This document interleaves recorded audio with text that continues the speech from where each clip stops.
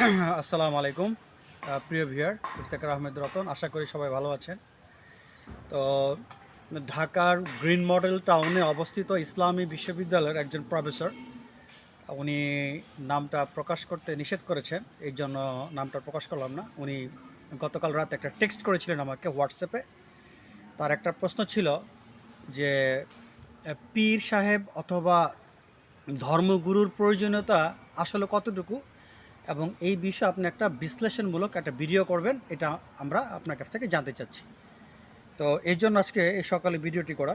তো স্যারকে অনেক ধন্যবাদ তার প্রশ্নের জন্য। এবার আমি মূল আলোচনা চলে আসবো। আগে এক কথা বলিনি, অবশ্যই ধর্মগুরু বা পীর সাহেব থাকার বা তাদের সান্নিধ্য অর্জন করা দরকার আছে, এটা অবশ্যই দরকার আছে। তো এইটার ব্যাখ্যাটা আমি এখন দিচ্ছি। তো তার জন্য প্রথমে আমি আলোচনা করব যে হযরত মুহাম্মদ সাল্লাল্লাহু আলাইহি সাল্লামের সময় বা সাহাবীদের সময় পীর সাহেব ছিলেন কিনা। হ্যাঁ, আপনার এক কথা যদি বলেন ছিলেন না, তাহলে তারা কিভাবে তাদের জীবনকে পরিচালনা করেছেন, বা তাদের সময় তাদের যেহেতু তাদের সময় পীর সাহেব ছিলেন না, তাহলে আমাদের সময় কেন আমাদের পীর সাহেব দরকার বা ধর্মগুরুর প্রয়োজন। দেখেন, একটা কথা আপনাদের একটু বলে রাখি, মহানবী সাল্লাল্লাহু সাল্লাম সম্পর্কে আমরা যতটুকু আসলে জানি বাহ্যিকভাবে, কিন্তু একটা বিষয় আমাদের অনেকেরই অজানা, সেটা হচ্ছে তার স্পিরিচুয়াল পাওয়ার সম্পর্কে, অর্থাৎ তার আধ্যাত্মিকতার পাওয়ার সম্পর্কে আমাদের খুবই কম জানা। দেখেন, আপনারা বিভিন্ন অলি আল্লাহর নাম শুনেছেন, হযরত শাহজালাল রহমতুল্লাহ আলাইহে, খাজা মাইনুদ্দিন চিশতি রহমতুল্লাহ আলাইহে, হযরত শাহ পুরান রহমতুল্লাহ আলাইহে, বায়েজিদ বুস্তামি রহমতুল্লাহ আলাইহে, অনেক পীর সাহেবের নাম শুনেছেন।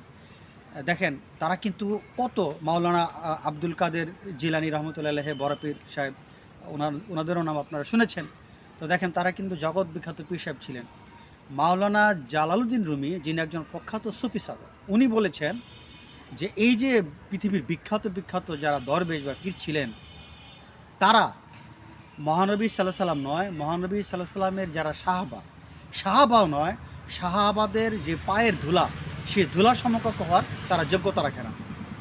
তার মানে দেখেন যে যারা পৃথিবীর মধ্যে নামি দামি পীর সাহেব, তাদের কম্পেয়ার দেখেন মাওলানা জালালউদ্দিন রুমি রহমতুল্লাহ আলাইহি কীভাবে করেছেন। তার মানে তারা এত বড় পীর হয়েও সাহাবীদের পদধূলি সমান তারা হওয়ার যোগ্যতা রাখেন না। সাহাবীদের সমকক্ষ হওয়া তো প্রশ্নই আসে না। আর কোথায় আপনি মহানবী সাল্লাল্লাহু আলাইহি ওয়াসাল্লাম সম্পর্কে আপনি বলতে পারেন তার সম্পর্কে মেজারমেন্ট করা আমাদের যোগ্যতা নেই, এটা পৃথিবীর কারোই নেই। মহানবী সাল্লাল্লাহু আলাইহি ওয়াসাল্লামের যে আধ্যাত্মিকতা বা তার স্পেশাল পাওয়ার পৃথিবীর কোনো মানুষের নেই, সেটাকে মূল্যায়ন করা একমাত্র যারা আত্মোপলব্ধি করেছেন, যারা স্রষ্টার সান্নিধ্য অর্জন করেছেন, তারা কিছুটা অনুমান করতে পারেন, কিন্তু তারা এটাকে ডিটেলস ব্যাখ্যা করতে পারবে না। এটা বিশাল একটা ব্যাপার। তো সেই মহানবী সাল্লাল্লাহু আলাইহি সাল্লামের সান্নিধ্যে যে সকল সাহাবা এসেছেন, তারা হচ্ছেন একটা জ্বলন্ত নক্ষত্র। দেখেন, আপনারা একটা জিনিস বুঝেন যে আপনি 100 বছর যদি ধর্মীয় শাস্ত্র ঘাটাঘাটি করেন, চিন্তা ভাবনা করেন, যতই আপনি নামাজ কালাম পড়েন, আপনার জীবনটা আপনার কাছে সবচেয়ে গুরুত্বপূর্ণ। আপনি কি পারবেন আপনার জীবনকে ত্যাগ করতে? তো মহানবী সাল্লাহ সাল্লামের সান্নিধ্যে এসে সাহাবারা এতটাই পরিবর্তন হয়েছিলেন যে তারা তাদের জীবনকে ত্যাগ করতে বিন্দু পরিমাণ দ্বিধাবোধ করতেন না। আপনারা জানেন, যুদ্ধের সময় মহানবী সাল্লাল্লাহু সাল্লামকে সাপোর্ট দেওয়ার জন্য এক সাহাবী তার সন্তানকে দিয়েছিলেন, শিশু বাচ্চাকে দিয়েছিলেন। হে রাসূলুল্লাহ, যদি কাফেররা আপনাকে তীর নিক্ষেপ করে, তাহলে আমার সন্তানকে আপনি ঢাল হিসেবে ব্যবহার করবেন। আপনি বা আমি এটা কি আদৌ পারবো? এটা কোয়াইট ইম্পসিবল। তাহলে তাদের জজবা কতটুকু, এটা মূল্যায়ন করার ক্ষমতা আমাদের নেই। তো মহানবী সাল্লাল্লাহু আলাইহি ওয়াসাল্লামের সময় পীর সাহেব ছিলেন না, সাহাবীদের সময় পীর সাহেব ছিলেন না, এটা বাস্তব। কিন্তু মহানবী সাল্লাল্লাহু আলাইহি ওয়াসাল্লাম ছিলেন একটা জ্বলন্ত একটা সূর্য, যার কাছে আসলে মানুষ ইহকাল পরকাল সব কিছু ভুলে গিয়ে মহান আল্লাহ পাকের একটা সান্নিধ্য, মহান আল্লাহ পাকের নৈকট্য অর্জন করা তাদের জন্য একেবারে সহজ হয়ে যায়। তারা মহান আল্লাহকে দেখতে পেতেন মহানবী সাল্লাল্লাহু আলাইহি ওয়াসাল্লামের মধ্যে। যে আপনারা জানেন যে আল্লাহ পাক কিন্তু মানুষের মধ্যে অবস্থান করে। তো মহানবী সাল্লাল্লাহু আলাইহি ওয়াসাল্লামের কাছে এসে তারা তাদের পুরো বিষয়টাই শতভাগ পরিবর্তন হয়ে যেত, যেটা ব্যাখ্যা করা সম্ভব নয়, বিশাল ব্যাপার। এখন বিষয় হচ্ছে, যেহেতু এই সময় কোনো নবী রাসূল আসবেন না, সাহাবীও নেই, কেউই নেই, এখন আমাদের সময় ধর্মগুরুর প্রয়োজন আছে, অবশ্যই আছে, বা পীর সাহেবের প্রয়োজন আছে। কিন্তু এই পীর সাহেব কে, কে পীর সাহেব হবেন?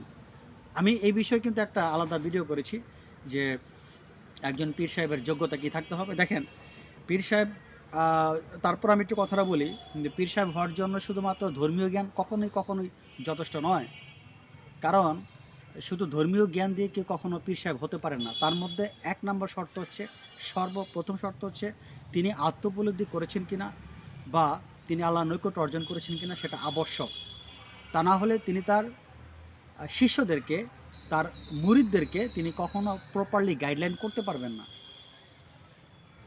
এই আত্মোপলব্ধি বা যিনি স্রষ্টার নৈকট্য অর্জন করেছেন, এই ধরনের ব্যক্তির কাছে গেলেই মানুষের মধ্যে একটা পরিবর্তন আসবে। এই বাংলাদেশে, এই ভারত উপমহাদেশে এরকম অনেক পীর সাহেব ছিলেন যাদের কাছে আসার পরে মানুষ অনেক পরিবর্তন হয়ে গিয়েছে। আপনি ধর্মীয় শাস্ত্র অধ্যয়ন করে বা নর্মালি যে শরীয়তের বিধি নিষেধ আছে সেগুলো পরিপালনের মধ্য দিয়ে স্রষ্টার নৈকট্য অর্জন করা আপনার জন্য অনেক অনেক দীর্ঘ পথ, ইভেন নাও হতে পারে। অথচ আপনি এই বহু বছর ধরে শরীয়ত পালন করছেন বা ধর্মশাস্ত্র অধ্যয়ন করছেন, এটা দিয়ে আপনার ভিতরে যতটুকু আহ, একটা জজবা তৈরি হয়েছে, একজন পীর সাহেব যদি উনি কামেল পীর সাহেব হন, যার বৈশিষ্ট্য আমি একটু আগে বললাম, তার সান্নিধ্যে আসলে 5 মিনিটের মধ্যে আপনি দেখা যায় 40-50 বছর ইবাদত করে বা ধর্মীয় জ্ঞান অর্জন করে যে জজবা অর্জন করেছেন বা যে আধ্যাত্মিকতা অর্জন করেছেন, আর ওনার সান্নিধ্যে 5 মিনিট থাকলে আপনার সেই জিনিসটা চলে আসবে। এটা বাস্তব। তো এই জন্য আমাদের বর্তমান সময়ে অবশ্যই একজন ধর্মগুরু বা পীর সাহেব প্রয়োজন আছে। ওনার সান্নিধ্যে গেলে আমাদের আত্মোপলব্ধি হওয়াটা অনেক অনেক সহজ হবে। আপনি যেমন, আপনারা জানেন যে বিখ্যাত অলি আল্লাহরা কিন্তু এই কথা বলেছেন যে 40 বছর ইবাদতের চাইতে বা ধর্মীয় জ্ঞান অর্জনের চাইতে একজন কামেল পীরের সান্নিধ্যে গেলে মানুষ তাড়াতাড়ি অনেক আধ্যাত্মিক উন্নতি লাভ করে। এই জন্য বর্তমান সময়ে শুধু ধর্মীয় জ্ঞান অর্জন বা শরীয়ত পালনের মধ্য দিয়ে যদি আপনার আল্লাহকে পেতে চান, এটা অনেক অনেক কষ্ট। এই জন্য আমাদের উচিত কামেল পীর সাহেব অন্বেষণ করা, যে যিনি কামেল পীর সাহেব, আপনি যদি তার সান্নিধ্য অর্জন করতে পারেন, আপনি যদি তার কাছে কিছু সময় কাটাতে পারেন, নিয়মিত তার কাছে তার সাথে যোগাযোগ রাখতে পারেন, তাহলে ইনশাল্লাহ আশা করা যায় যে স্পিরিচুয়াল ডেভেলপমেন্ট আপনার যেন অনেক অনেক দ্রুত হবে, কয়েকশো গুণ দ্রুত হবে। সো আজকের ভিডিওতে হয়তো বুঝতে পেরেছেন আমি কি বোঝাতে চেয়েছি। একজন পীর সাহেব বা ধর্মগুরু অবশ্যই প্রয়োজন, এটা অবশ্যই প্রয়োজন। আর মহানবী সাল্লাহ সাল্লামের যেই বা তার সাহাবীদের সম্পর্কে যা বললাম সেটা সম্পূর্ণ আলাদা। কারণ সাহাবীরা ছিলেন জ্বলন্ত নক্ষত্র। এখানে সাহাবীদের কাছে যারা আসতেন তারাও পরিবর্তন হয়ে যেতেন। তো ঠিক আছে, আশা করি ভিডিওটা বুঝতে পেরেছেন। আজ এই পর্যন্ত, সবাই ভালো থাকেন। আল্লাহ হাফেজ, আসসালামু আলাইকুম।